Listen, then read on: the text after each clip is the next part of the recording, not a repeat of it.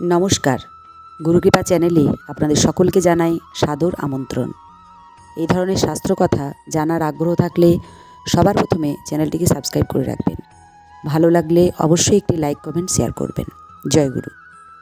আর্যাবর্তে চিত্রবর্মা নামে এক রাজা ছিলেন।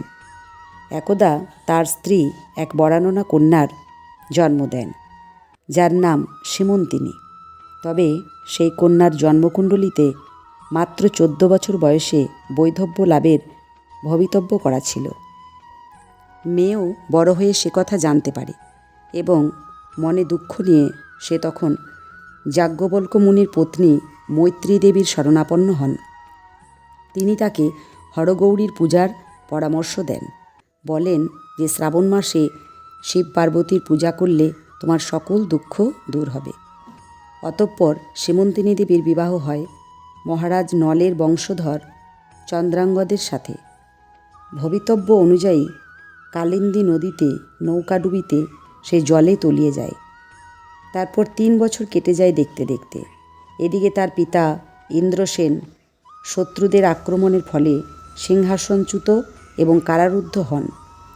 আর সীমন্তিনী দেবীও বাবার বাড়িতে থেকে শিব পার্বতীর পূজায় রত থাকে। ওদিকে রাজার কিন্তু মৃত্যু হয়নি। তিনি একেবারে পাতাল দেশে তলিয়ে যায়। নাগলোকের দিকে নাগকন্যারা তাকে নাগরাজ তক্ষকের কাছে নিয়ে যায়। তখন নাগরাজ তার পরিচয় জানতে চাইলে তিনি নিজের পরিচয় দেন এবং বলেন তার সাথে সাথে যে আমি একজন শিব ভক্ত। তখন তিনি তাকে সশরীরে আবার তার রাজ্যে ফিরিয়ে দেওয়ার ব্যবস্থা করেন।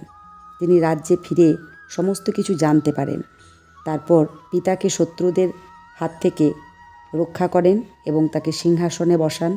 আর ওদিকে সীমন্তিনী দেবীর কাছে ফিরে গিয়ে নিজের পরিচয় দেন। সীমন্তিনী দেবী স্বামীর কাছে বলেন একমাত্র শিব পার্বতীর কৃপাই এই সকল কিছু সম্ভব হয়েছে। জয় গুরু।